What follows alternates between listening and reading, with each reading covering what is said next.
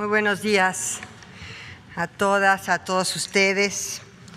El día de hoy, 5 de febrero, Día de la Constitución, es un día muy especial. Es un día muy especial para la vida social, política, económica y cultural de nuestro país. Y lo iniciaremos dando cumplimiento al encargo que el señor presidente Andrés Manuel López Obrador nos ha dado de continuar con este ejercicio de rendición de cuentas por una parte y por otra parte también platicarles a ustedes todo lo que va a ser los festejos de conmemoración de este 2021. Obviamente la promulgación de nuestra Constitución es un punto importantísimo en la larga historia de la soberanía y de la libertad que empezó con su consumación en la independencia del año 1821. En este 2021, por lo tanto, celebramos los 200 años de este hecho histórico del que todas y todos los mexicanos debemos sentirnos orgullosos, pues su conmemoración honrará nuestra memoria nacional y rendirá tributo a la diversidad étnica, lingüística, geográfica y cultural de nuestra gran nación. No hay que olvidar que también en este año celebramos los 700 años de la fundación de México Tenochtitlan, la gran capital del Imperio Mexica y símbolo eterno de nuestra raíz prehispánica.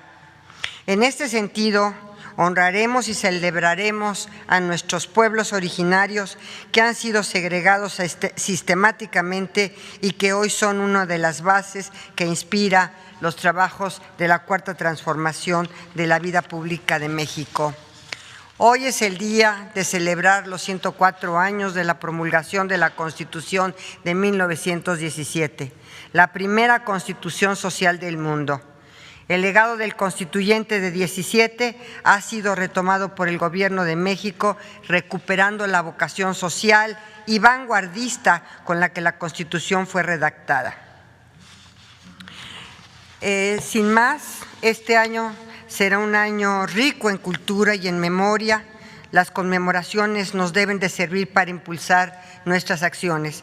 Por ello, y para dar cuenta de esas conmemoraciones que esperamos renueven nuestro sentido de identidad y el orgullo de ser una nación independiente, le cedo la voz a mi estimadísimo canciller Marcelo Ebrard.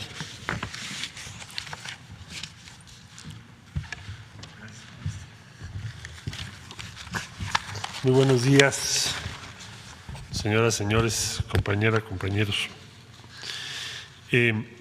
Como ya lo explicó aquí la ministra Sánchez Cordero, el día de hoy vamos a presentar las conmemoraciones de este año tan singular y de profundo significado para todas y todos los mexicanos. Se harán, y ahora lo vamos a ver, se llevarán a cabo 15 eventos, 15 conmemoraciones, cada una de ellas con un significado muy profundo. Porque no solo se recuerdan fechas o eventos históricos, sino también su interpretación para nuestro presente y nuestro futuro sobre todo. Ya se dijo aquí, el 2021 es de relevancia histórica primordial, porque son 200 años de la consumación de la independencia en nuestro país, 500 años de resistencia indígena y 7 siglos de la historia de México Tenochtitlán. 200 de consumación de la independencia, 500 de resistencia indígena y 7 siglos de historia de México Tenochtitlán, que simbolizan los rasgos de la civilización mexicana, de la que estamos orgullosas y orgullosos. Somos un pueblo que sabe de dónde viene y por lo tanto también sabe hacia dónde va. Vamos a recordar la historia de nuestra identidad nacional. Vamos a integrar en las conmemoraciones a la población históricamente en desventaja, con una perspectiva de igualdad, y vamos a realizar actividades en diversas entidades del país para fortalecer la perspectiva nacional de las conmemoraciones. Todo esto bajo el principio de austeridad. Y si ustedes me lo permiten, con una dimensión diferente respecto a la comunidad internacional, porque lo que México va a proyectar es su confianza en sí mismo, en sus instituciones, en la democracia que se ha dado, en su civilización y en su perspectiva y peso en el mundo.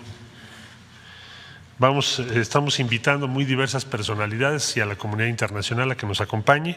Les iremos informando conforme se vaya a llevar a cabo cada evento, quiénes nos van a acompañar. Y ahora les comentaría cómo está prevista esta presentación.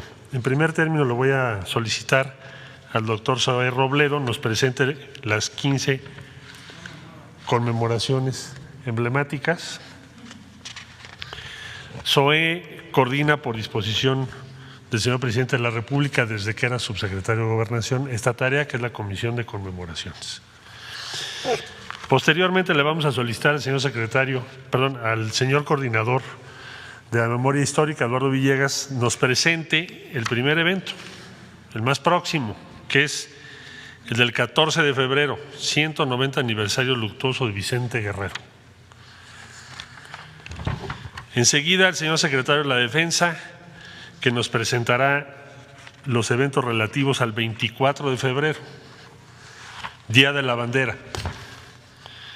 Y finalmente, en lo que hace a fechas, nos presentará el señor secretario almirante Rafael Ojeda un evento muy significativo que tendrá lugar en Champotón, Campeche, que es la victoria de Chacán Putum, a cargo de la Secretaría de Marina. También le vamos a solicitar a la Secretaría de Cultura que nos haga un comentario, una presentación respecto a las actividades relevantes y concursos a celebrarse en el marco de las conmemoraciones. De este modo, le cedería yo el uso de la palabra al doctor Zoé Robledo.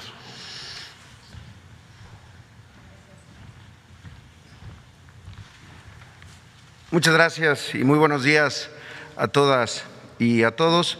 Ministra secretaria, canciller, general secretario, almirante secretario, maestro Villegas.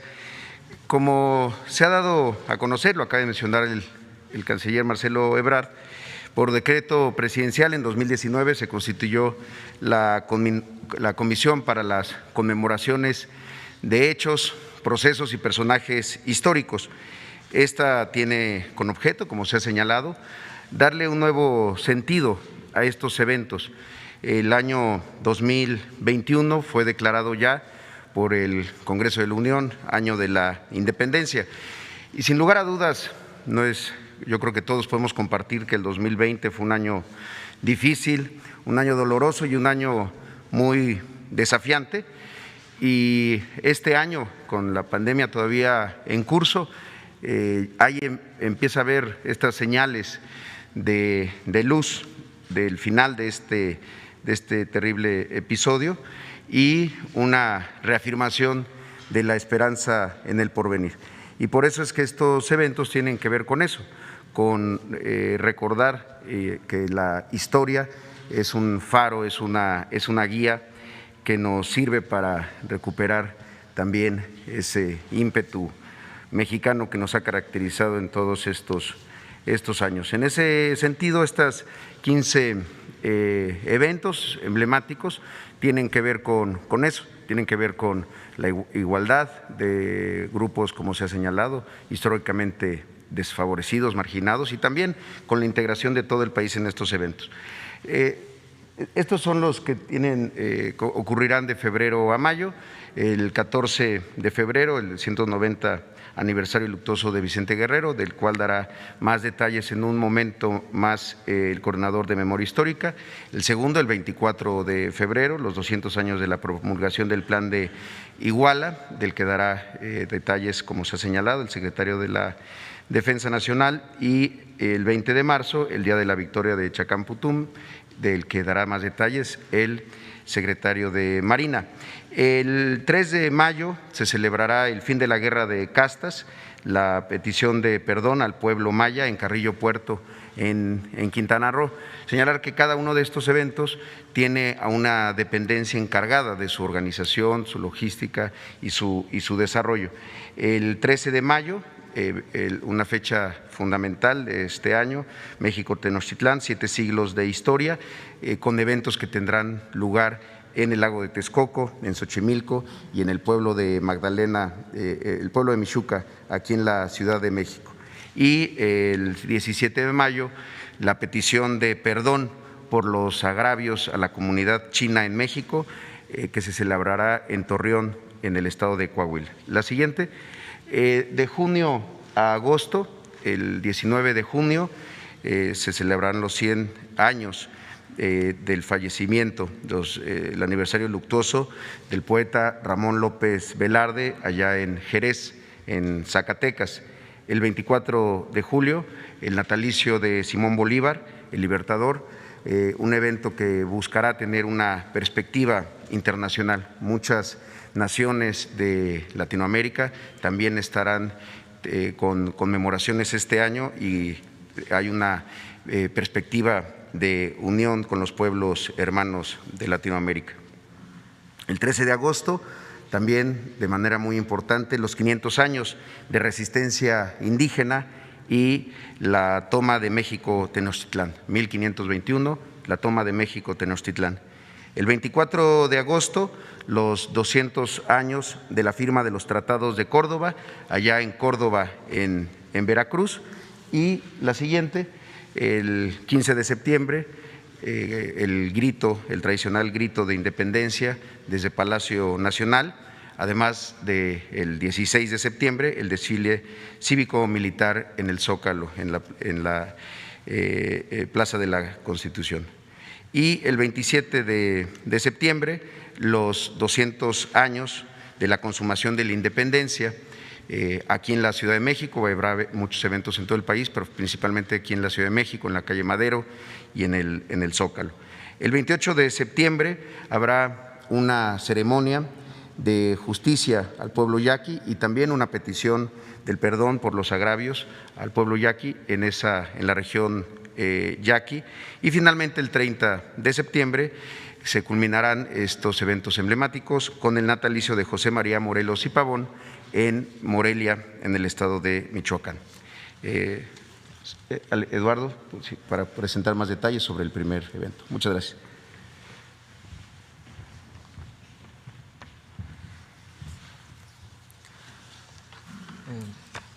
Muchas gracias. El día 14 de febrero nos encontraremos en la ciudad de Cuilapam, en Oaxaca, con la finalidad de recordar el 190 aniversario luctuoso de Vicente Guerrero. Como es bien sabido, Vicente Guerrero es el consumador de la independencia junto con Agustín de Iturbide, y el propio presidente de la República el día de ayer hizo mención a la frase de "la patria es primero", que se encuentra en la escalinata del patio de honor y que nos muestra el sentido de este gobierno. Es por ello que en esta, que es la primera conmemoración del año 2021, año de la independencia, se tendrá un evento con toda la sana distancia, en donde se presentará un billete de la Lotería Nacional dedicado a Vicente Guerrero. Tendremos una intervención de una actriz, Dolores Heredia, retomando un texto de Altamirano, y posteriormente tendremos la develación de una placa en la celda donde pasa sus últimas noches Vicente Guerrero antes de ser ya sea fusilado, ahorcado. Hay alguna polémica en ese sentido, en ese lugar, pero ahí se va a poner una placa en recuerdo de este acontecimiento, y habrá también una exposición que se le dedicará en el propio exconvento en donde será este evento. Habrá adicionalmente diversas actividades. La Secretaria de Cultura en unos momentos más también nos dará detalles de ello. Habrá actividades en línea que nos recuerdan a Vicente Guerrero, diversas cápsulas en el sistema público de radiodifusión, así como actividades organizadas por la Secretaría de Educación Pública, que ya les tendremos oportunidad de pasar el programa detallado de todo esto. Es a grandes rasgos el evento del 14 de febrero y le cedo la palabra al secretario, el general secretario. Buenos días. Bien, el 24 de febrero vamos a conmemorar los 200 años de la promulgación del Plan de Iguala. Los sitios donde se llevará a cabo la conmemoración, iniciaremos con el Cerro del Tehuehue, ahí en Iguala. Ahí se va a desarrollar el izamiento de la bandera monumental. También se tomará protesta de bandera a 10 escoltas, que el señor presidente hará esta actividad. Son 6 escoltas de la Secretaría de Educación Pública y una por cada una de las Fuerzas Armadas, una por el Ejército, una por la Armada, una por la Fuerza Aérea y otra de la Guardia Nacional. Terminando esta ceremonia en el Cerro del Tehuehue, nos trasladaremos al Museo de las Banderas y Santuario de la Patria. Ahí se va a inaugurar la exposición de banderas, de las banderas más importantes de nuestro país. También dentro de esta ceremonia se realizará la condecoración a 7 elementos que han participado en esta batalla al COVID. Va a ser la medalla Miguel Hidalgo.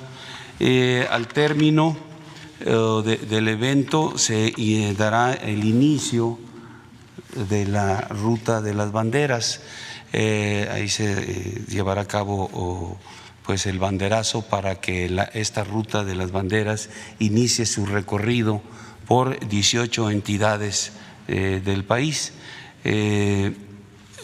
Aquí vemos en la lámina el recorrido que se va a llevar a cabo. Empieza en Iguala, va a Guanajuato, Veracruz, Tlaxcala, Michoacán, Hidalgo, Jalisco, Aguascalientes, Zacatecas, Chihuahua, Coahuila, Nuevo León, Tamaulipas,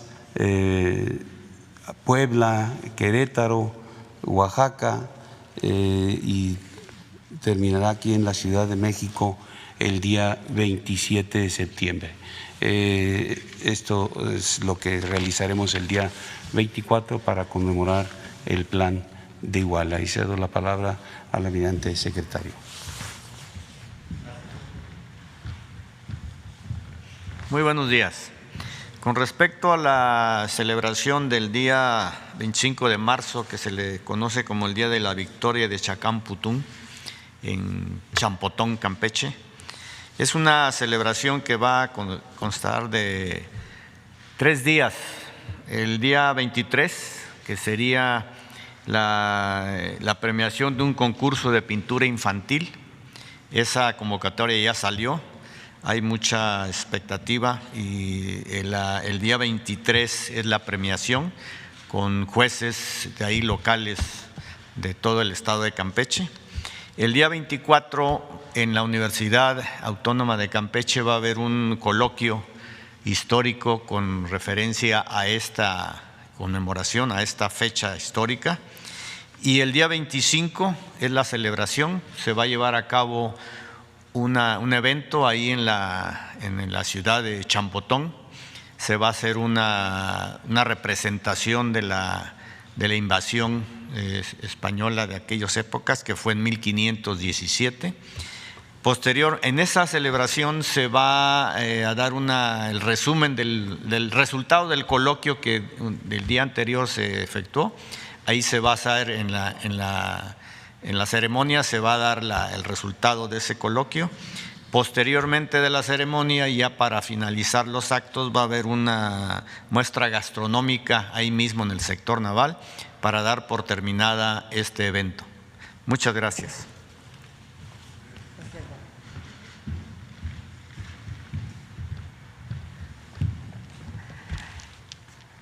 Buenos días. Gracias, secretaria, secretarios. Soy Eduardo, gracias a ustedes. Pues como nos ha encomendado el presidente de la República, la Secretaría de Cultura como parte de la Comisión de Conmemoraciones, a través de todas sus áreas, principalmente el INA, el Instituto Nacional de Bellas Artes, el INERM, Culturas Populares, Canal 22, INALI, Festival Cervantino, Radio Educación, entre otras, preparan una serie de 72 actividades enfocadas a las conmemoraciones de este año. Obviamente, por cuestión de tiempo, no vamos a tocar las 72, sino las que ocurren en este momento y algunas relevantes. Haré un poquito más de detalle de lo que mis colegas de gabinete ya platicaron acerca de la exposición, por ejemplo, de Vicente Guerrero, que se llevará a cabo en el exconvento de Santiago Apóstol en Mártir de Cuilapan. Vicente Guerrero es un héroe y libertador de México, y hay mucho de este personaje que hay que resaltar en esta exposición. Por ejemplo, se hará cuenta de cómo fue él el responsable de la promulgación del decreto formal de la abolición de la esclavitud el 15 de septiembre de 1829.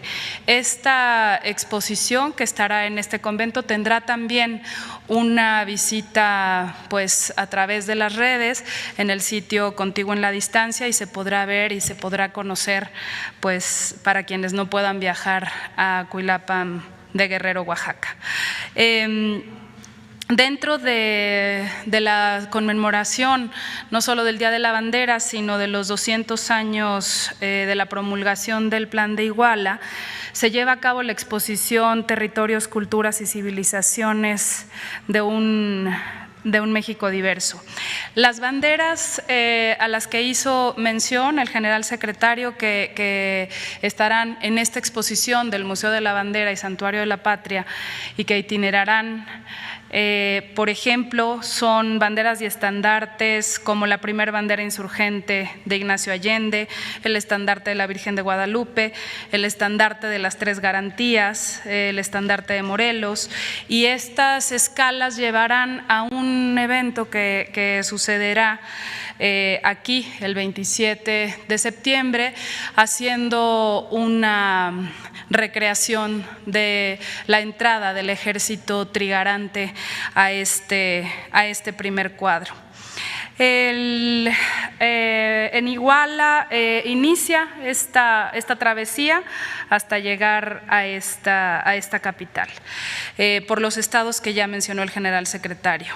En cuanto a los 500 años de resistencia indígena y la toma de México Tenochtitlán, destacaré solo dos exposiciones: una exposición Indios Conquistadores, que iniciará en Tlaxcala y tiene después otras itinerancias, y la apertura de las ventanas arqueológicas. Es muy importante que si nosotros venimos al centro histórico de la Ciudad de México, por supuesto, admiramos la arquitectura, estamos en un palacio virreinal, pero si vemos hacia abajo, nos transportamos 500 años atrás y podremos ver el Huitzompantli, que está aquí en la calle de Guatemala, el templo de Jecatl, el templo de Axayácatl, el juego de pelota. Asomarnos hacia nuestras raíces será una suerte de un museo extendido, subterráneo, pero que son las raíces que nos sostienen. Y por eso el nombre de 500 años de resistencia indígena. Siempre sostendremos que la diversidad con la que cuenta nuestro país cultural es nuestra mayor fuerza. Haré mención a los concursos rápidamente.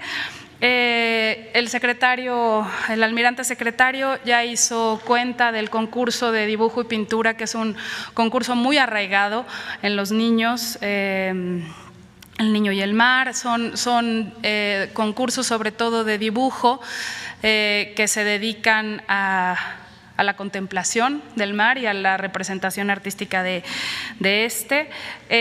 Los concursos que hará la Secretaría de Educación Pública están centrados más bien en la literatura, en cuento y poesía, con las 3 conmemoraciones: 700 años de historia de Tenochtitlán, 500 años de resistencia indígena y toma de Tenochtitlán y 200 años de la consumación de la independencia.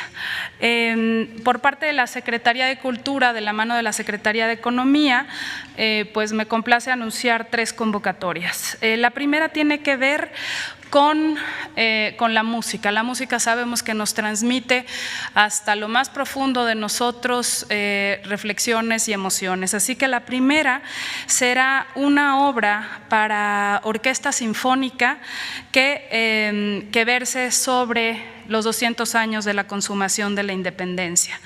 Existirá otra convocatoria que tiene que ver con una obra que se componga para coro y ensamble de percusiones, dedicado a los 500 años de la resistencia indígena, y una obra que indistintamente pueda tomar alguna de las conmemoraciones para orquesta de cámara. Estas obras tendrán un premio de 100,000, 80,000 y 80,000 pesos respectivamente.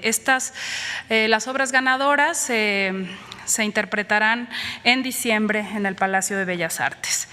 Enseguida, otro elemento muy importante de nuestra cultura es la cultura alimentaria, los elementos que México le ha dado al mundo desde su propia cultura alimentaria: el chile, el jitomate, el maíz, por supuesto, la vainilla, el cacao.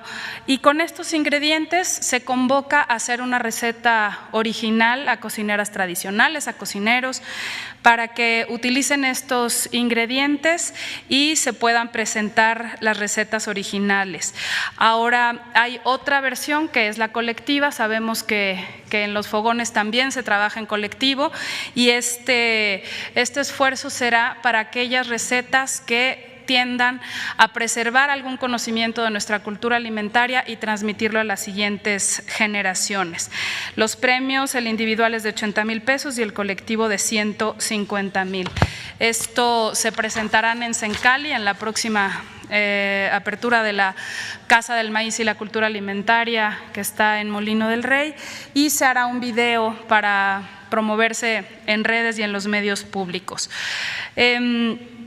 Por último, el premio especial 500 años de resistencia indígena a una tesis de licenciatura, una tesis que verse sobre historia, arqueología, etnología, y que aborde temas relacionados con el proceso de conquista, colonización y resistencia indígena. Hay 3 premios: el primer lugar de 100,000, el segundo de 75,000 pesos y el tercer lugar de 50,000 pesos. Todas las convocatorias se podrán conocer, por supuesto, en las redes del Gobierno de México y en la página Contigo en la Distancia.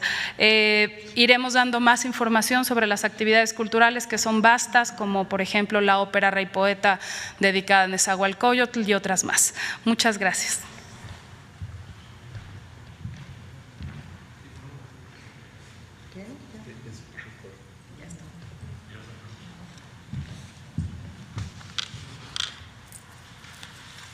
Bueno, pues esta es la presentación de las primeras fechas en que conmemoramos estos 200, estos 500 y estos 700 años, que coincidentemente son el 2021.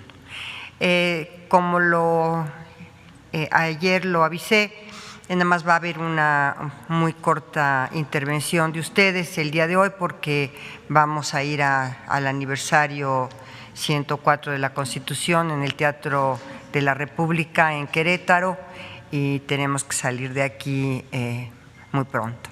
Si quieren, 2 aquí y 2 acá y nada más, ¿sí? A ver, de aquí, a ver tú, y después, también allá, ajá, 2 y 2, gracias. Señora secretaria, buenos días, secretarios, maestro Robledo, mi estimado, buenos días. Mi nombre es Diego Elías Cedillo, por parte de Tabasco Hoy, Quintana Roo Hoy, Campeche Hoy, Diario Basta en la Ciudad de México de Grupo Cantón.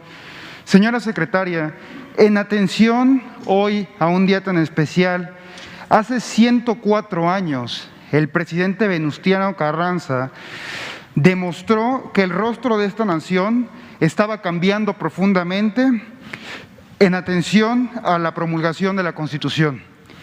Es más que sabido que el país ha tenido muchos cambios, tantos que hemos pasado de una sociedad agraria a hoy una sociedad industrial, podríamos decirlo.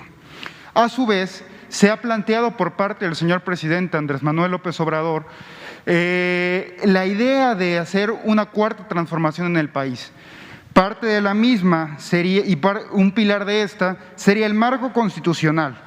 Se había planteado en diversos coloquios, en múltiples conversaciones, que el gobierno federal tenía la idea de un proyecto integral para la Constitución, reformarla o cambiarla en su totalidad. Se había planteado también que para este proyecto integral fueran distintos actores los que la llevaran a cabo, entre ellos en su momento el licenciado Muñoz Ledo o en su defecto el ingeniero Cuauhtémoc Cárdenas. Desde su experiencia como constituyente, señora secretaria, para la Ciudad de México, y con base en lo anterior, ¿consideraría usted prudente que en un futuro inmediato deba revisarse en su totalidad para convocar un constituyente federal y hacer una nueva constitución en el país? Esto bajo la premisa que la Secretaría de Gobernación tiene el carácter de custodio en el orden constitucional.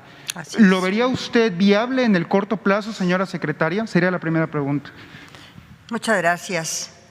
Pues efectivamente tenemos esta cuarta transformación. La primera gran transformación pues es la independencia de México, la segunda gran transformación es precisamente la reforma que dio origen a la Constitución de 1857 y después la tercera gran transformación que menciona el señor presidente es la Revolución Mexicana, que culmina precisamente con la Constitución de 1917. La Constitución ha sufrido muchas reformas, múltiples reformas, y esta cuarta transformación, como lo decía yo el día de ayer, tiene un andamiaje constitucional que recientemente se reformaron varios artículos de la Constitución para darle soporte constitucional a esta cuarta transformación.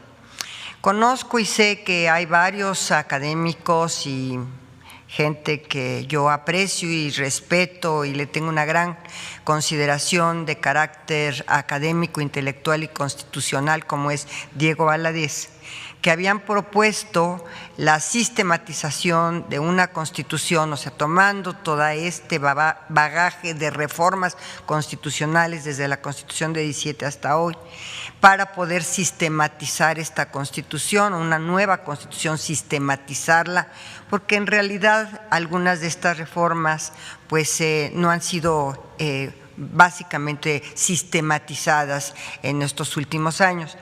Esta es una propuesta. El Instituto de Investigaciones Jurídicas la trae también como una propuesta. Sin embargo, yo creo que en este momento ya tenemos el andamiaje constitucional reformado para esta nueva transformación, para esta cuarta transformación.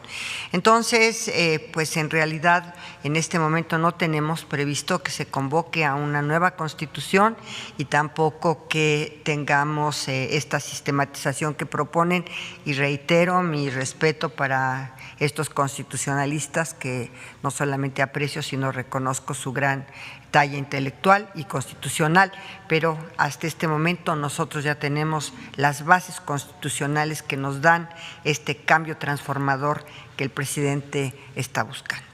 Gracias.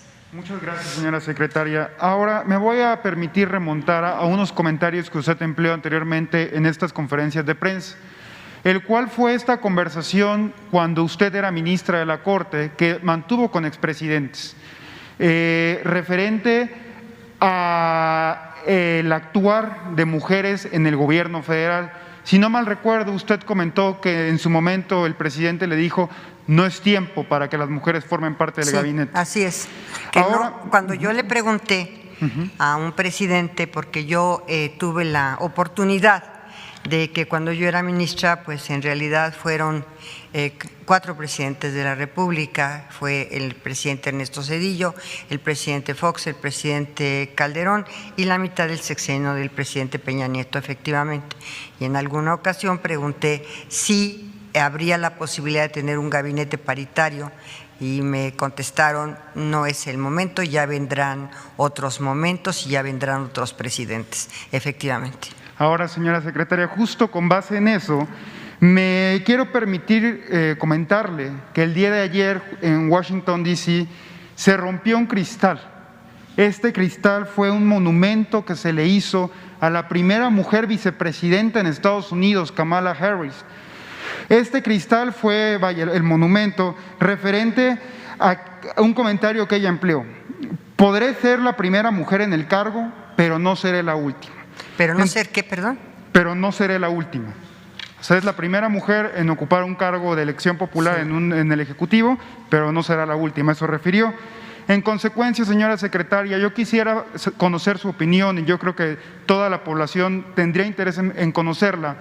Con base en todas estas conversaciones que tuvo con expresidentes y desde su posición como secretaria de Gobernación, ¿usted vería viable en el escenario 2024 o en un escenario venidero que una mujer pudiese ocupar el cargo de presidente de la República para México? Muchas gracias, secretaria. Yo siempre he sostenido durante toda mi vida, y sobre todo cuando he llegado a romper algunos techos de cristal, por ejemplo, ser la primera notaria pública en la Ciudad de México, y así sucesivamente, que me ha tocado esta coyuntura, siempre he sostenido que las primeras mujeres que llegan abren el espacio, rompen el techo de cristal para otras muchísimas mujeres, y que no podemos ser las primeras y únicas, primeras de muchísimas más. Y por supuesto que hoy en día tenemos una gran posibilidad de que lleguen ya a puestos importantísimos, como podría ser la presidencia de la República, ¿por qué no? Mujeres también competitivas y de gran calidad y capacidad.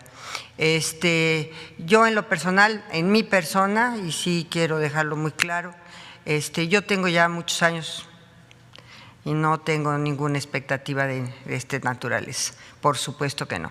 Y sobre todo porque, por mi edad, porque ya en un momento más, terminando esta responsabilidad, ya quisiera dedicarme a estar más tiempo con mi familia y con mis nietas y nietos.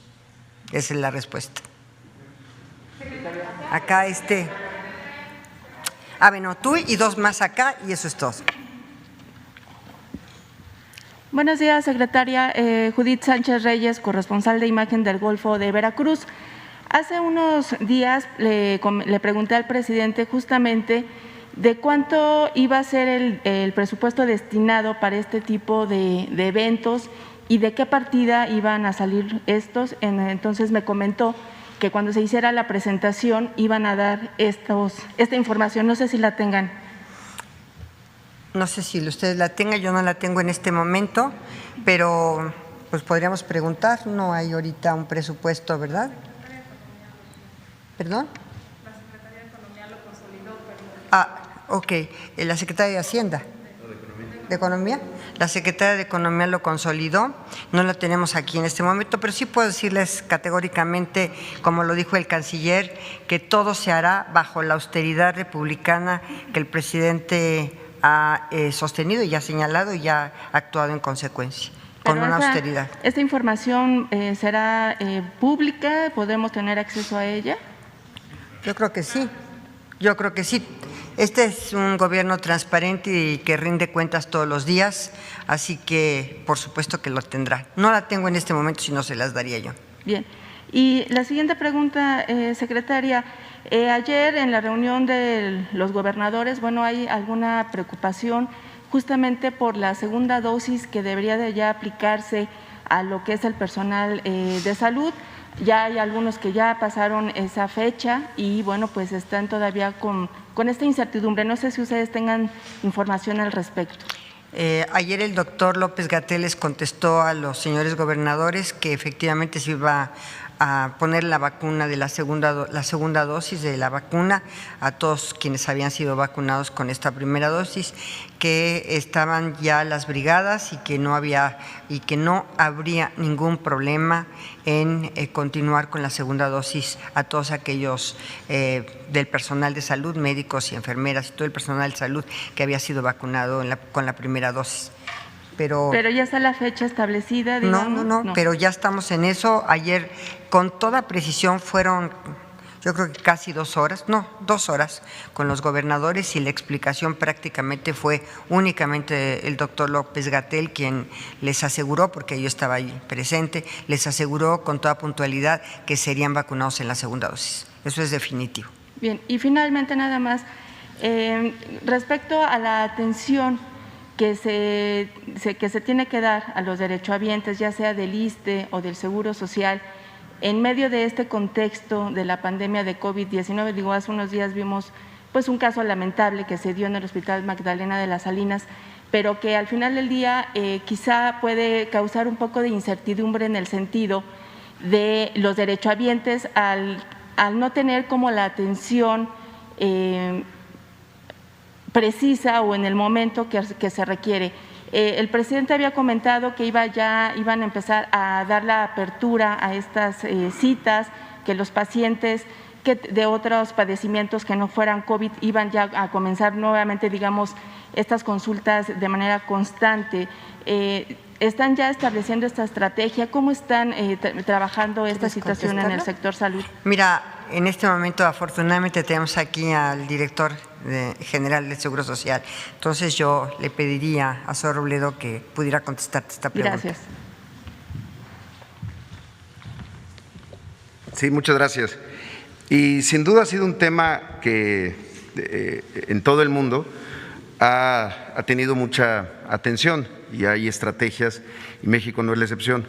La Organización Mundial de la Salud, en noviembre del año pasado, hizo un comunicado en donde calculaba que el 90% de los países había disminuido hasta en 50% los servicios y las atenciones de otros padecimientos distintos al COVID. Desde el año pasado también la Secretaría de Salud y todo el sector se publicaron y están públicas en la página de coronavirus la guía de continuidad de operaciones, que no es otra cosa más que el proceso de desreconversión, cómo las instituciones de salud vamos y estamos recuperando espacios de servicio vinculado a los semáforos epidemiológicos. Esto no significa en ningún momento que se hayan suspendido completamente los servicios, se disminuyeron, sí, pero no se suspendieron. Déjeme darle un ejemplo. El año pasado en el IMSS hicimos 700 intervenciones quirúrgicas, 700,000, pero en 2019 habíamos hecho 1,400,000. Dimos alrededor de 9 millones de consultas de especialidad y de medicina familiar, pero el año anterior dimos el doble. Entonces, en general, nuestro cálculo es que la disminución de nuestros servicios está alrededor del 35%, pero no se han suspendido. Las urgencias continúan, tanto para COVID, pero para otros eventos. También, y el canciller nos ayudó mucho en este proceso, otros servicios que no se pueden suspender, un parto, una cesárea no se puede suspender por COVID, una urgencia grave, una apendicitis no se puede suspender, y lo que se hizo fue acordar, aliarnos con los servicios privados de salud para derivar a esos lugares estas atenciones mientras nosotros atendemos la mayoría de COVID. Entonces sí es un tema importante. Claro que ha habido una reducción. Hay servicios que se han suspendido, sí, terapias psicológicas, los servicios dentales, por ejemplo, han tenido una importante disminución, pero la consulta ha seguido abierta, la consulta de especialidad, la consulta de medicina familiar, intervenciones quirúrgicas. Hay algunas que han tenido mayores afectaciones en la disminución. Y perdón que me alargue, le pongo otro ejemplo. Los trasplantes de células para pacientes oncológicos, para niños con cáncer en particular, para cierto tipo de cáncer son muy útiles. Firmamos un convenio con el Hospital Ito del Teletón para que mientras en siglo XXI, por ejemplo, pediatría tiene disminuido sus servicios, los podamos hacer allá. Y está funcionando bastante bien, se están refiriendo para allá. Entonces, hay una atención, no estamos empezando nada, nunca se ha suspendido completamente, si no estaríamos realmente con un déficit muy difícil de remontar. Y si me lo permiten, porque lo mencionó usted sobre el tema de Magdalena de las Salinas, el día de ayer emitimos un comunicado que me permitiría, es muy breve, darle lectura, son solamente 4 puntos. El primero tiene que ver con que la Fiscalía General de Justicia de la Ciudad de México inició una carpeta de investigación relacionada con estos hechos y el Instituto va a dar cumplimiento inmediato a cada requerimiento que a efecto formule la autoridad ministerial. En segundo lugar, el Instituto Mexicano del Seguro Social ya dio desde el día de los hechos vista al órgano interno de control para que determine las responsabilidades que dieran lugar. Y un tema también muy importante es que en el IMSS continuamos con el desarrollo de una investigación interna de carácter laboral a 3 trabajadores que estuvieron involucrados ante una posible negativa de servicio.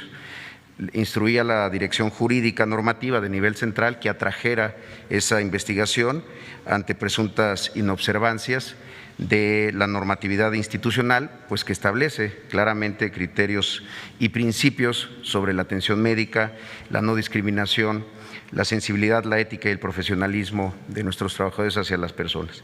Y estamos trabajando también de manera coordinada con la Comisión Nacional de los Derechos Humanos y estamos pendientes de cualquier requerimiento que tuviéramos de este órgano garante a una queja de oficio que iniciaron. Además, comentar que la titular de nuestra unidad de atención al derecho habiente estableció ya desde hace un par de días de comunicación con los deudos y familiares, pues para externarles lo que creo que todos los que quisiéramos externar, solidaridad, empatía y compromiso para que estos hechos se esclarezcan. Gracias. Gracias. Ahora sí, dos de este lado, ya para irnos. A ver, la de suéter mostaza.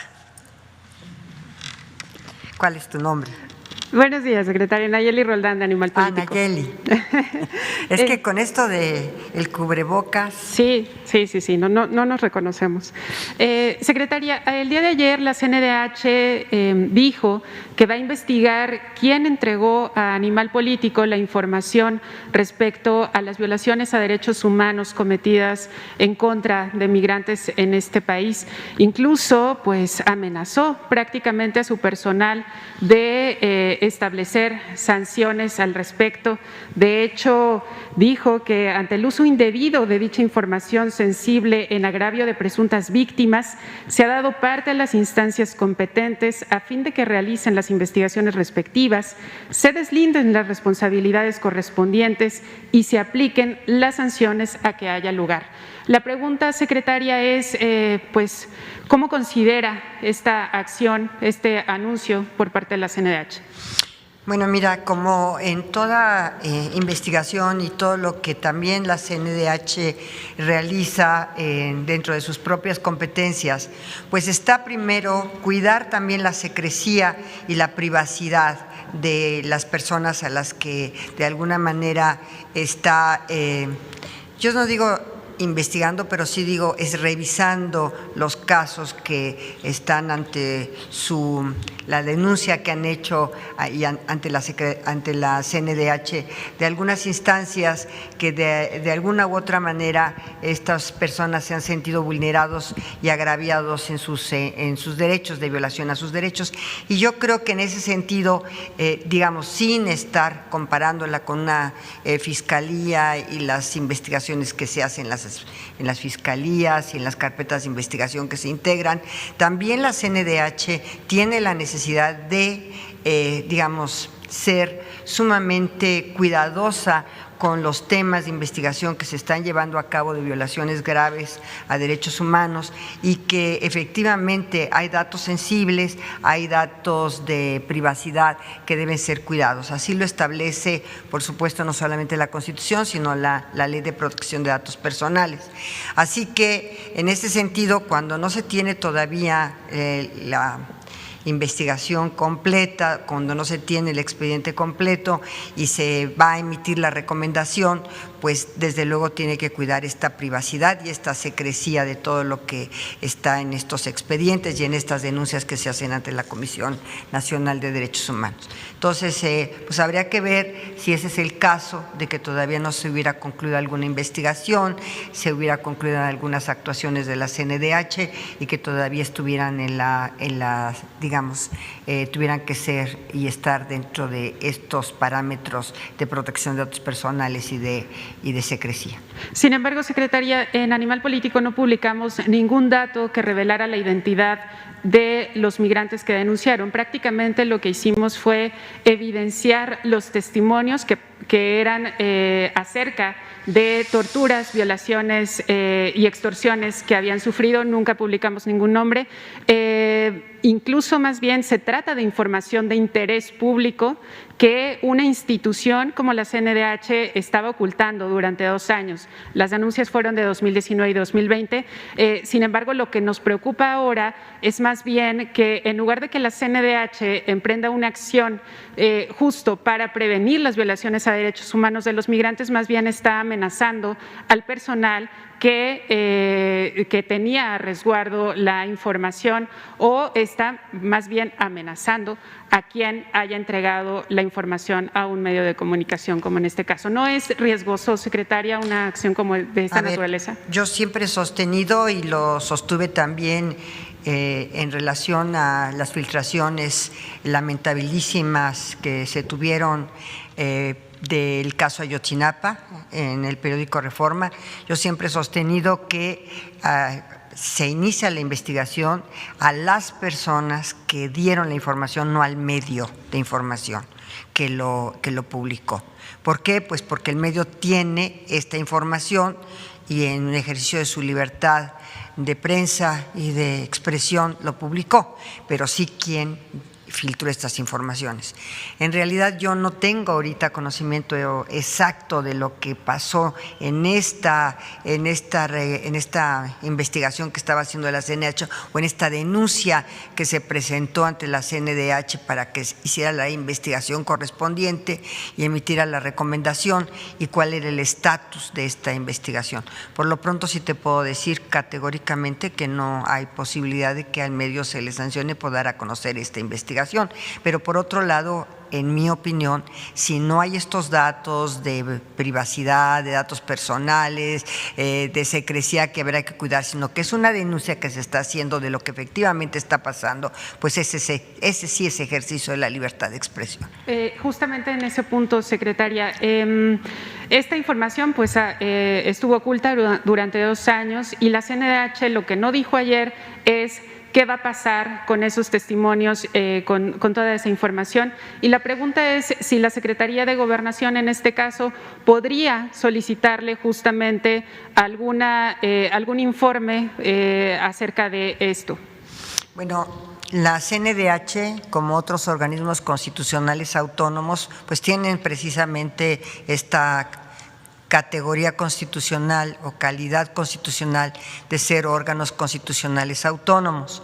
Entonces, como ellos tienen sus propias normativas y su propia responsabilidad y tienen que rendir cuentas también como todos a la población y ser transparentes en su actuación, pues también ahí hay un tema de transparencia. Y si tú dices que esta investigación concretamente estuvo guardada durante los 2 últimos años, hasta donde me estás tú confirmando, pues también habría que ver por qué no avanzó esta investigación, por qué no hay resultados sobre esta investigación y por qué efectivamente después de 2 años no se dan a conocer este tipo de situaciones que son violatorias o que pudieran llegar a ser violatorias de los derechos humanos.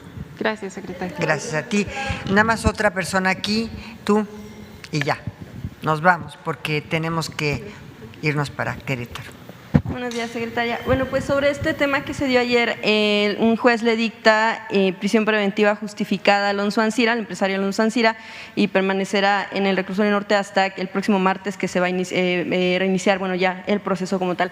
Esto se dio a partir de una alerta que da la Fiscalía General de la República en torno a al riesgo de fuga que pudiera haber. Y ¿Me hablas un poquito más despacio, por favor? Sí. Esto se da a partir de la alerta que da la Fiscalía General de la República en torno a un riesgo que pudiera haber respecto de la fuga que pudiera emprender el empresario. Ante esto, bueno, él ofreció una garantía de $2 millones. Preguntarle si en este caso, y bueno, ya en algún momento el presidente Andrés Manuel López Obrador había mencionado que pues una vez que repare el daño, entregando los $200 millones que pagó, que en lo que vendió a sobreprecio la planta agronitrogenados, pudiera estar de alguna manera pues otorgándose una especie de perdón. Preguntarle si esto es posible, si le alcanzará para pagar su libertad. Si se acoge a un criterio de oportunidad, sí, y si dice y si devuelve todo lo que pues costó esta planta de nitrogenados, que realmente su valor fue muy superior a lo que los avalúos habrían establecido, o sea, lo que se pagó por esta planta fue muy superior a lo que los avalúos y lo que realmente está en la planta. Parece que la planta es más chatarra que otra cosa. Entonces, pues ya con avalúos, con un proceso legal sólido al cual sí le daría oportunidad de acogerse al señor Ancira, devolviendo precisamente estos recursos. Es aceptar que efectivamente hubo un tema de sobreprecio y hubo un tema de pues enriquecimiento indebido o ilícito, y entonces sí, acogerse a criterios de oportunidad sí podría tener esa opción, porque el sistema de justicia penal acusatorio así lo permite. Gracias, secretaria. En un segundo tema, pues lo que surge ayer como reacción por parte de la periodista Lidia Cacho en torno a lo que usted mencionó respecto de las violaciones graves que hubo en el caso del exgobernador de Puebla, Mario Marín. Preguntarle, ella lo que ayer mencionaba es que cuando usted estaba como ministra, esto en 2007, que se votó a favor de desestimar una investigación en contra del exgober, pues, y que usted votó a favor de desestimar esta investigación. No fue a favor del gobernador de Puebla o del exgobernador de Puebla, que hay una precisión. No fue a favor del exgobernador de Puebla. De desestimar. Simplemente las violaciones graves. Yo ahí intervine, ahí está en la versión estenográfica que ustedes pueden recuperar. Yo ahí dije que sí había habido violaciones a sus derechos humanos que podrían ser resarcidas a través de los medios ordinarios de defensa, como es el amparo, y que para el parámetro de gravedad de violación graves a los derechos humanos habíamos resuelto el caso de Aguas Blancas, que era la matanza de Aguas Blancas. La interpretación que se hizo en ese momento del artículo 97 constitucional de violaciones graves fue el parámetro de esta matanza, y que el traslado de ella, que por cierto cuando llegó a Puebla se pagó una fianza y nunca pisó la cárcel. Ustedes saben eso perfectamente, que lo que sí fue verdaderamente terrible fue el traslado desde Cancún hasta la ciudad de Puebla, y que al final del día la Organización de Naciones Unidas dio una, fue más que una resolución, es una recomendación que se acató por la Secretaría de Gobernación para darle la disculpa pública.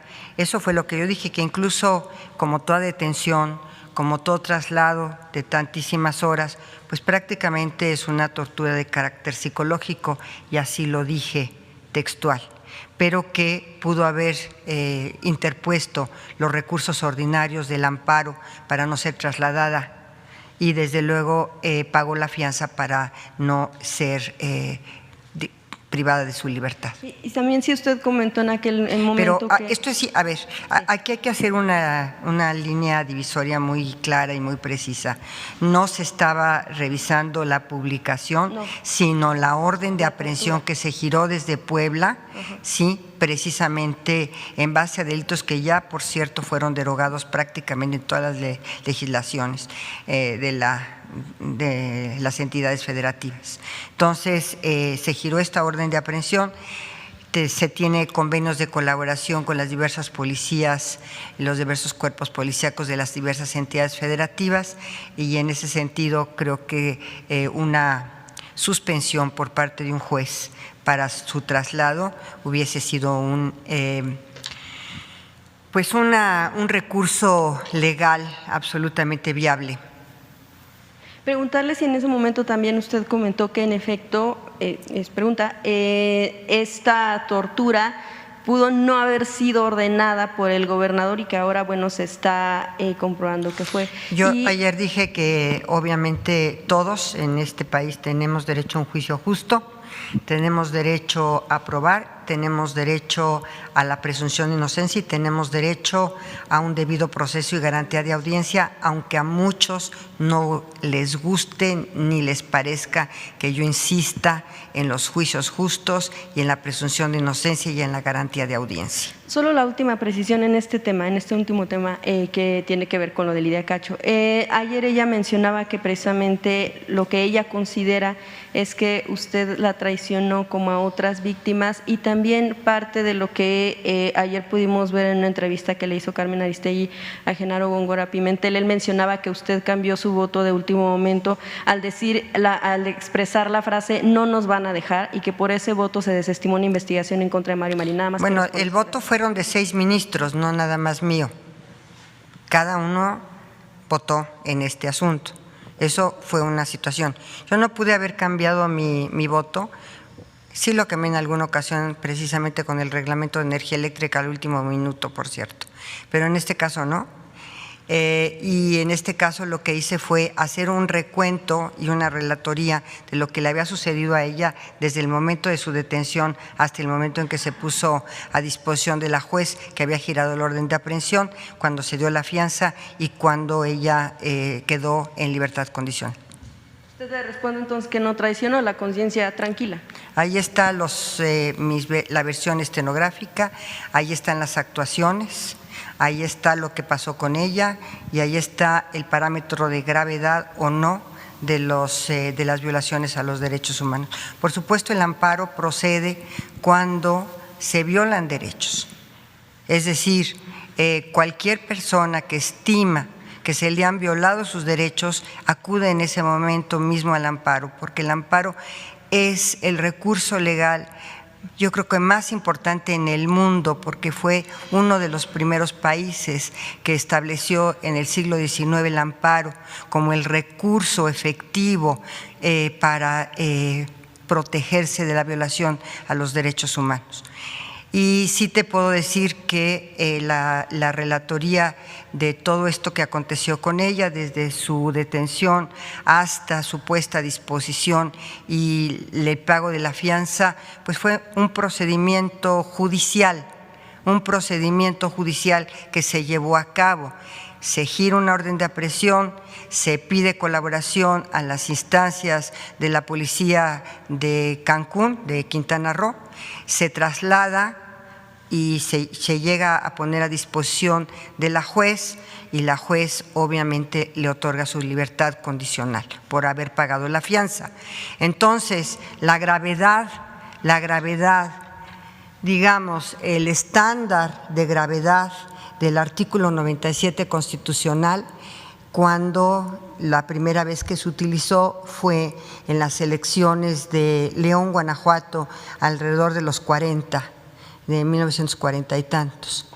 Pero posteriormente se había hecho poco uso de la facultad de investigación de la Corte acerca de las violaciones graves de derechos humanos. Y cuando tuvimos oportunidad de pronunciarnos, nos pronunciamos justo cuando estaba empezando el sexenio del presidente Zedillo, Recuerdo perfectamente cuando se ocultó la información sobre la matanza de los campesinos en el vado de Aguas Blancas. Y ese fue el parámetro de gravedad, la interpretación de gravedad de violación a los derechos humanos. Cualquier violación a los derechos humanos es grave, sí. Cualquier violación a tus derechos, a cualquiera de ustedes, es grave, sí. Ahí está la interposición del amparo para resarcir esta violación también. Y es yo diría, es un legado de México al mundo el tema del amparo. Entonces, ¿no hubo presiones para que no investigaran? Yo te estoy relatando por qué voté como voté. Muchas gracias.